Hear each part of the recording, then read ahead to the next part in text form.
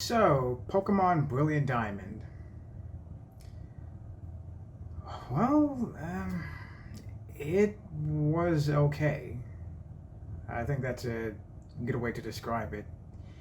It was an okay game. Uh, I've said it before. For what Pokemon Brilliant Diamond and Shining Pearl offer you, you may as well just go back and play Pokemon Platinum on the DS.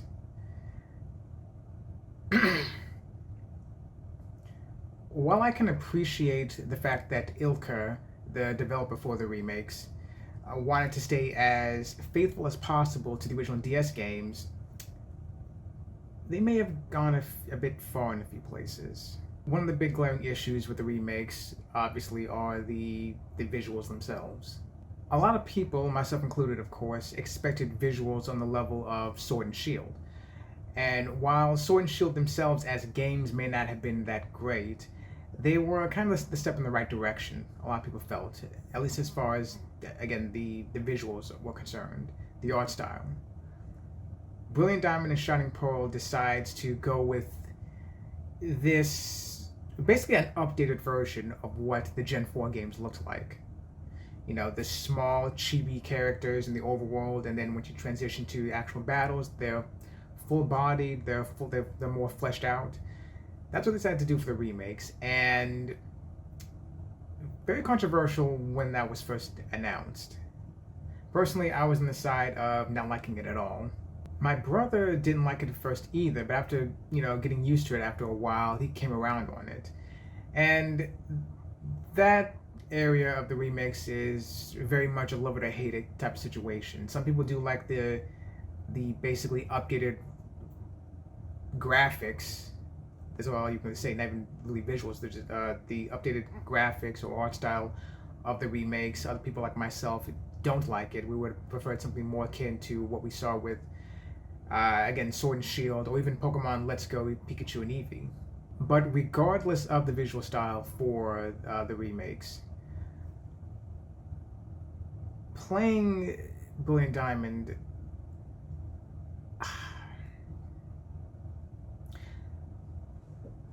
it kind of reinforces the idea that Pokemon, yeah, to borrow a phrase from Red Letter Media, Pokemon is creatively bankrupt.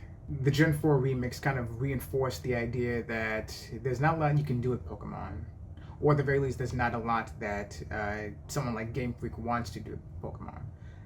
Obviously, again, the development studio Ilka is responsible for the remakes. I understand that, but they stayed so close to the original formula of those Gen 4 games, to the point that they basically copy and pasted the source code, more or less, and as a result, some of the original bugs and glitches of the DS game showed up again in the remakes. I believe those are all have been fixed by now, but that's still a very, very big glaring issue with how these remakes were done. A generous thing you could say about the remakes is that it's more of the same. If you're a fan of Pokemon, then you'll likely have a decent time with the remakes. That's kind of the issue too. It's more of the same. More of getting started Pokemon and traveling around the region, defeating the gym leaders, defeating the evil team, becoming the Pokemon League champion. It's more of that. And usually that wouldn't be a problem for me. But after seeing what happened with the Gen 7 and Gen 8 games, again, the Brilliant Diamond and Shining Pearl kind of reinforced the idea that Pokemon is creatively bankrupt. That there's not much you can really do with it right now. At least not much that you can do without upsetting people.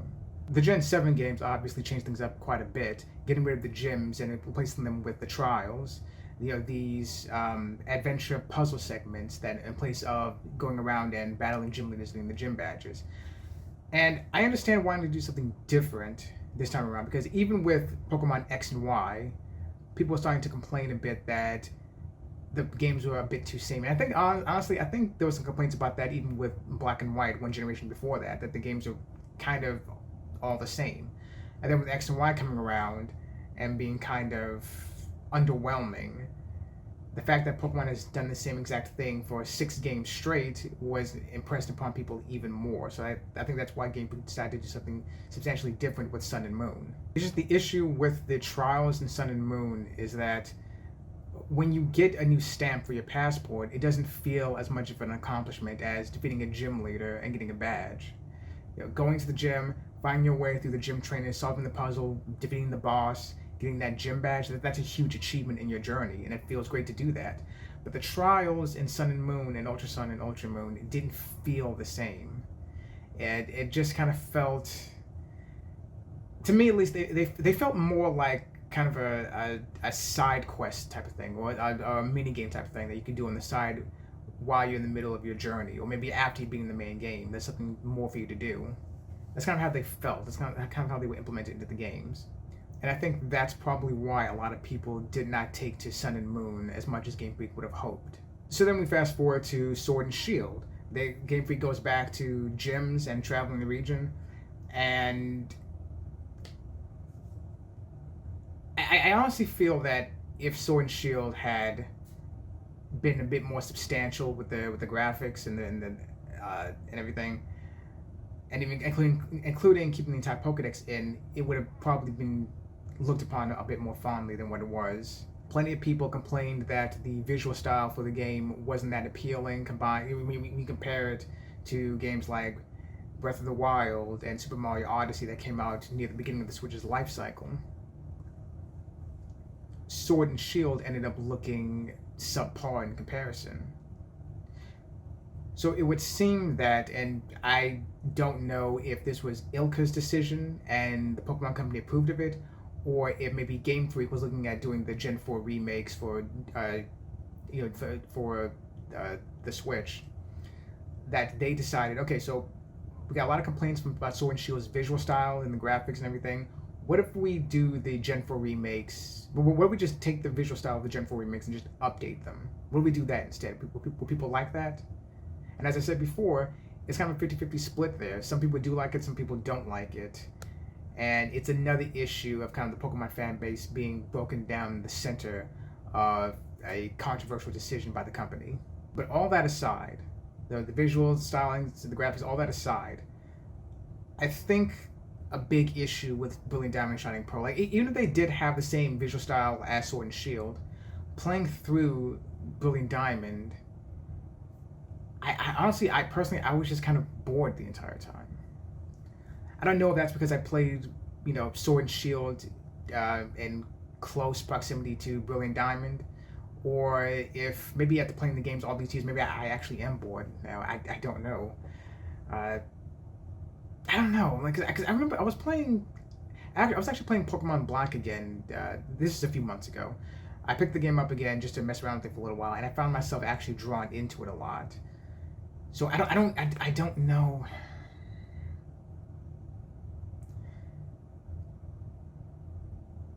I don't know, because I mean, when I first played Diamond all those years ago in DS and Platinum after that, I really enjoyed them. Like Diamond, reignited my love of Pokemon.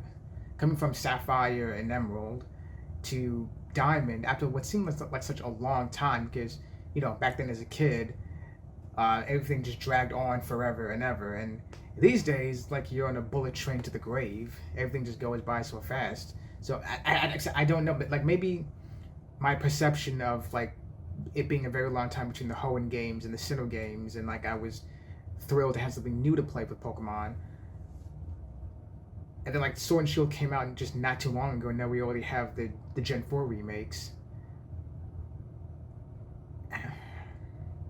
But again, like I said, I was playing Pokemon Black some time ago, and I found myself really drawn in with it. So I don't, and I loved the Sinnoh games.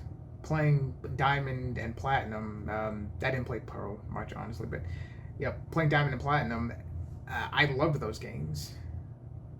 But then playing this remake, I don't know, and especially because Platinum is basically it is the definitive Gen 4 game, or it's the definitive Sinnoh game at the very least. Like if you're gonna play the Sinnoh region again, Platinum is the one to play. You don't want to bother with Diamond and Pearl. Platinum introduced updates to the Sinnoh decks, which the Sinnoh decks got a lot of criticism when Diamond and Pearl first came out. Like you had Elite Four members like Aaron only had he had Beautifly and Dustox on his team for some strange reason. Flint only had two fire types despite being a fire type specialist, and that's because in Diamond and Pearl there were only two fire types available in the game. If you didn't get Chimchar as your starter Pokemon, the only other fire type in the game was Ponyta. It's one or the other. You didn't have a choice. Or if you were lucky enough, you can take someone else's game and trade over another fire type early on, if you were lucky enough.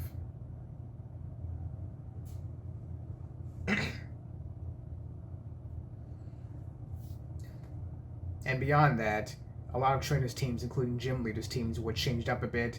You can get Gibble a lot earlier than you could in Diamond and Pearl. There were a lot of good changes, including even updating the outfits for the player characters. So to have almost none of that in Brilliant Diamond and Shining Pearl is just a very egregious omission that everyone pointed out. I understand that there are rematches you can do with the Elite Four. I get that, but for me personally, that's kind of not enough. As I played Brilliant Diamond, I kind of felt like I was just going through the motions with it. Like I said, I don't know. At this point, I don't know if I really am bored of Pokemon, or if, well, like I said, I played Sword and Shield in too close of a time frame uh, with the Gen 4 remakes. I don't know. But something about Brilliant Diamond would just, I was just not having that much fun playing it. And I can't exactly put my finger on why that may be. I think at the very least, they could have done something similar to Heart Gold and Soul Silver. Heart Gold and Soul Silver are full remakes of Gold and Silver from Game Boy Color, but they added elements of Crystal into them. You meet Eugene, who's this Pokemon fanatic who's chasing down, Suicune, the legendary Pokemon. You get to battle Suicune. There were some elements of Crystal that were put into Heart Gold and Soul Silver, and I think that Brilliant Diamond and Shining Pearl should have done that as well. Have Giratina influence the plot, not to an extreme extent, but at least to the point that you can feel its presence somehow. Like maybe Cyrus tries to combine the power of the version mascot, Dialga or Palkia, depending which version you're playing, and maybe tries to pull on the power of Giratina, the third mysterious Pokemon that was banished by Arceus itself for some unspecified crimes. Now you can show a silhouette of Giratina, and if you're new to the Sinnoh games and you see that silhouette of this mysterious third Pokemon, I mean that could be a moment that could blow your mind. Like who or what is this mysterious Pokemon that Cyrus is talking about? Like how could he use its power to bolster the strength of Dialga and Palkia for what he's doing? And then after you beat the game, maybe you could actually go and find Giratina, find the Distortion World afterwards, and battle and catch it there, like you did in Platinum. I feel like something like that could have been a good addition to these remakes. Not something that it's not something that's too big. You're not making Giratina steal the spotlight from Dialga and Palkia, but you are having it influence the plot a small bit, just like it did in Platinum. And in Platinum, Cyrus was going for Giratina to start with, and use the power of Dialga and Palkia to open the Distortion World and get to Giratina. So you can have something similar-ish for like that to the remakes. No Battle Frontier, that's missing too for the. We haven't had a Battle Frontier since Heart Gold and Soul Silver, or Gen 4 as a whole, I should say. Come Gen 5, even though I think Black and White are probably the best games of the series, come Gen 5, that was when they decided to eliminate the Battle Frontier altogether. And we haven't had anything. We haven't really had any post-game content as great as the Battle Frontier since Gen 4. Again, they're not bad games. They're fine. They're again, if you're a Pokemon fan in general, if you like the Sinnoh games in general, you'll have a decent time with these. I'm not saying that, I'm not saying they're bad or you shouldn't buy. If you shouldn't buy them if you do like Pokemon, you do like the Sinnoh region.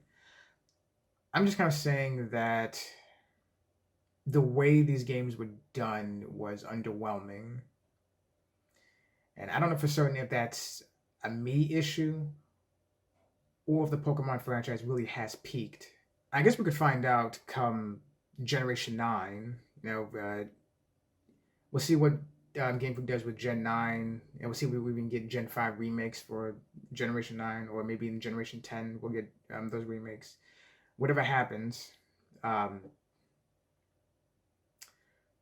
as far as the main series goes, at least, Pokemon may have peaked. Or it could be me. That could be the issue. I had fun with the Pokemon spin-off games, the Pokemon Stadium and Stadium 2 on N64, and Coliseum and Gale of Darkness on GameCube. I haven't played all the Pokemon spin-off games and side games, but I played some of them. Well, more than some of them. I played quite a few of them, and I enjoyed them. And those are so fun now, especially Pokemon Stadium 2. I've been dying for a third Pokemon Stadium game. So yeah, I mean, in the end, like I keep saying over and over again, they're fine. But I just wish more could have been done with them. And after finishing Brilliant Diamond, I honestly didn't feel that compelled to keep doing anything else in the game. Because like I said, it just wasn't that fun for me. I will likely come back and do some of the extra stuff, but for right now, I'm not too compelled to. I'm not too interested in doing that. I don't know. Maybe if they decide to add the Battle Frontier as DLC or something, I may be a bit more interested in coming back. I don't think that's going to happen, though. Not from what we've seen, how this franchise has been handled up to this point. So that's about it. That's kind of all I really wanted to say. Just get my thoughts out there. Brilliant Diamond is okay. And that's all I can really say about it. So, thanks for watching. And I'll talk to you guys later.